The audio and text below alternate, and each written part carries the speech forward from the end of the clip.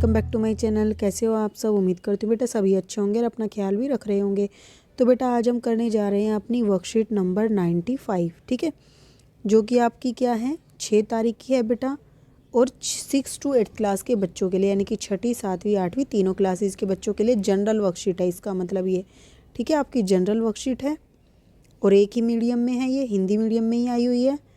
देखो मतलब कि हिंदी लैंग्वेज में ही आई हुई है बेटा, दोनों ही, इंग्लिश मीडियम हो या हिंदी मीडियम, दोनों को यही करनी है।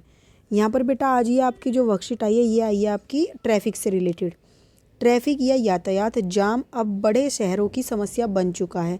सड़कों पर बढ़ती गाड़ियों को की लंबी कतार लोगों की सेहत पर खतरनाक तरीके से प्रभाव डाल रही है।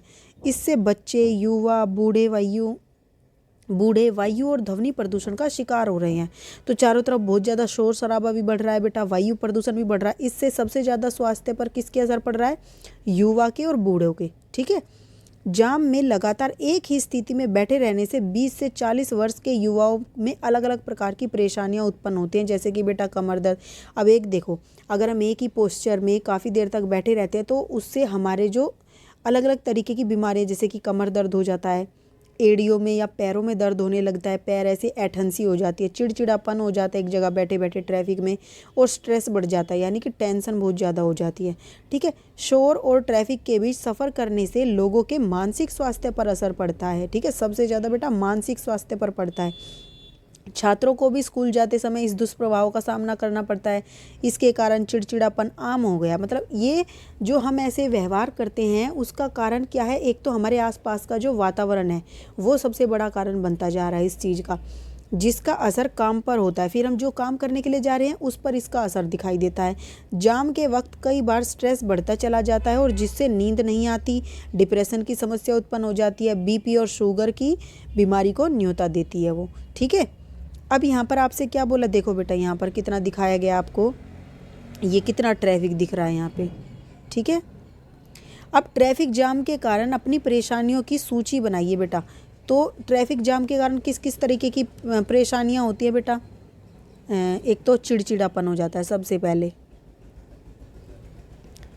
ठीक है, चिड़चिड़ापन हो जाता है कमर में, ठीक है, कमर में दर्द हो जाता है, एड़ियों व पैरों में दर्द हो जाता है,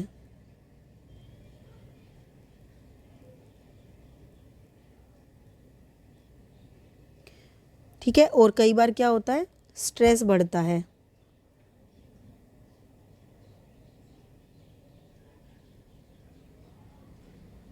और क्या क्या होता है, डिप्रेशन में चले जाते हैं कई बार,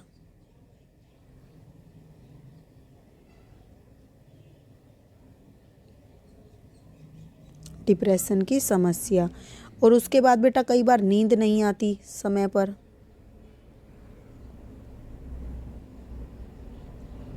तो ऐसे मैंने 2-4 चीज़ें, इसी से ही फिर और बीमारियां बढ़ती चली जाती हैं। तो आप ये सब लिख सकते हो, और भी कोई आपको लगता है जो आप महसूस करते हो आप वो भी ऐड कर सकते हो इसमें, ठीक है। उसके बाद बेटा नेक्स्ट देखो यहाँ पर क्या दिया है।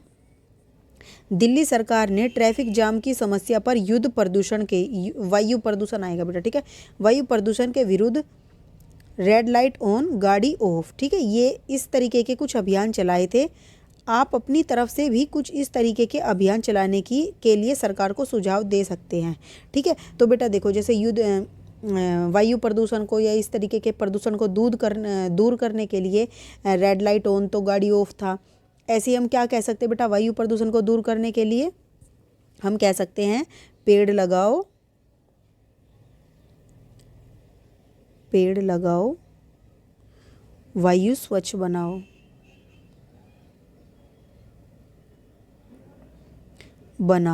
ठीक है, एक ये बन सकता है बेटा। दूसरा आपका ये बन सकता है कारपूलिंग अपनाओ। अब मैं बताऊंगी कारपूलिंग क्या होती है। कारपूलिंग अपनाओ,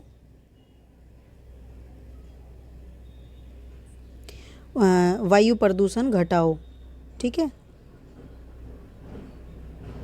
या फिर ट्रैफिक जैम भी घटाओ भी लिख सकते हो, कई समस्याओं का सॉल्यूशन हो जाएगा। तो मैंने 2 लिखे बेटा, और भी आप ऐसे बना सकते हो तो बना देना, ठीक है। अब नेक्स्ट देखो बेटा, कारपूलिंग होता क्या है। कारपूलिंग का मतलब होता है जैसे कि एक जगह पर जाना है। अब मान लो तुम 4 बच्चे हो, एक ही क्लास के हो, एक ही मोहल्ले से जाते हो, एक समय पर जाते हो, लेकिन आप क्या कर रहे हो, एक अपने वाहन पर, एक अपनी गाड़ी में जा रहा है, एक अपनी में जा रहा है। तो इससे क्या हो रहा है, ट्रैफिक जाम की समस्या बढ़ेगी बेटा, वायु प्रदूषण होगा, ठीक है, ध्वनि प्रदूषण बढ़ेगा। तो क्यों नहीं, जब सबको एक जगह जाना है, एक समय पर जाना, एक जगह से जाना है, तो सभी अपना क्या कर सकते हैं, एक आज एक के घर से गाड़ी चली जाए, अगले दिन किसी और की गाड़ी चली जाए, ऐसे क्या कर सकते हैं हम, इसी को बोलते हैं कारपूलिंग करना, ठीक है। तो अब यहाँ पर देखो, ट्रैफिक जाम तथा उसके दुष्प्रभाव से बचने के कुछ तरीके नीचे दिए जा रहे हैं, उसमें आप भी अपने सुझाव को जोड़िए। कारपूलिंग से शरीर को आराम दिया जा सकता है। मान लो एक गाड़ी है बेटा, उसमें 4 सदस्य जा रहे, तो एक बार एक गाड़ी चला लेगा कुछ रास्ते, कुछ दूसरा चला लेगा थोड़ी देर कुछ, तो इस तरीके से अपने शरीर को आराम दे सकते हैं। नियमित रूप में एक्सरसाइज करते रहना चाहिए, स्ट्रेचिंग और रनिंग करना चाहिए। हमें चलाते वक्त गाड़ी अपने क्या करना चाहिए, पब्लिक ट्रांसपोर्ट का उपयोग ज़्यादा से ज़्यादा करना चाहिए, अपने व्हीकल का ज़्यादा इस्तेमाल नहीं करना चाहिए। अभी तो चलो खैर कोरोना था, इस वजह से सब बच रहे थे, लेकिन अब धीरे धीरे हमारी जो डेली लाइफ थी वो पटरी पर आ रही है, ठीक है। तो हमें इन चीज़ों को अपनाना चाहिए। फिर ड्राइविंग के दौरान बीच बीच में बॉडी को स्ट्रेच जरूर करें। अब गाड़ी चला रहा है कोई, एक पोस्चर में बैठे रहेगा काफ़ी देर, तो उसका शरीर क्या हो जाएगा, अकड़ जाएगा, तो उसको स्ट्रेचिंग करते रहना चाहिए अपनी बॉडी को, ठीक है। कमर और गर्दन को सही पोस्चर रखने पर परेशानी कम होगी, और अपनी कमर और गर्दन का पोस्चर भी सही बनाकर रखना चाहिए। अब इसमें बोला बेटा कि आप भी कुछ ऐड कर सकते हो, तो आप ऐड कर दो इसमें, ठीक है। तो देखो, फर्स्ट जैसे कि आप यहाँ कह सकते हो, जो ट्रैफिक पुलिस होती है, ठीक है, जाम से बचने के लिए क्या करना चाहिए, ट्रैफिक पुलिस और यातायात के निर्देशों का पालन करना चाहिए, ठीक है।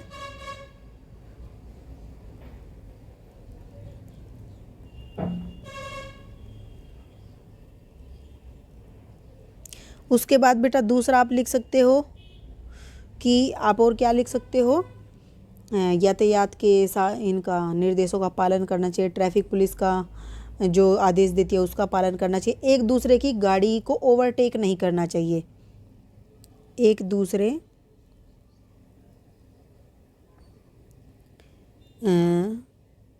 आप कह सकते हो एक दूसरे व्हीकल या गाड़ी लिख लो, ठीक है, गाड़ी को ओवरटेक करने से बचना चाहिए।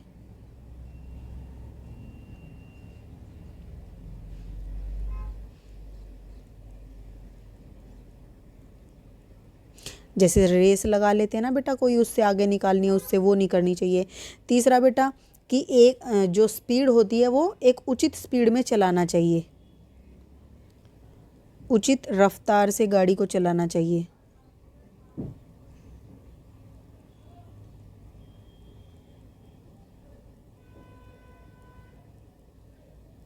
और बेटा एक और आप ये भी लिख सकते हो कि उचित रफ्तार से गाड़ी चलानी चाहिए। अभी याद आ रहा था बेटा, एक और आप इसमें ऐड कर सकते थे, चलो कोई नहीं, मैंने ये 3 पॉइंट लिखे, तो आप ये भी लिख सकते हो। आपके दिमाग में भी कुछ ऐसा आ रहा है और, तो आप वो भी इसमें ऐड कर सकते हो। हाँ बेटा, एक ये तो आप क्या कर सकते हो, जैसे अभी ये गाड़ी के रास्ते में देखते होंगे इस तरीके से बने होते हैं, तो कुछ तेज़ स्पीड की इसमें चलती हैं, कुछ इसमें चलती हैं, छोटे छोटे व्हीकल इसमें, तो अपने ही लाइन में चलना चाहिए, एक दूसरे की लाइन में नहीं आना चाहिए, ठीक है। तो अपनी लेन में गाड़ी चलानी चाहिए,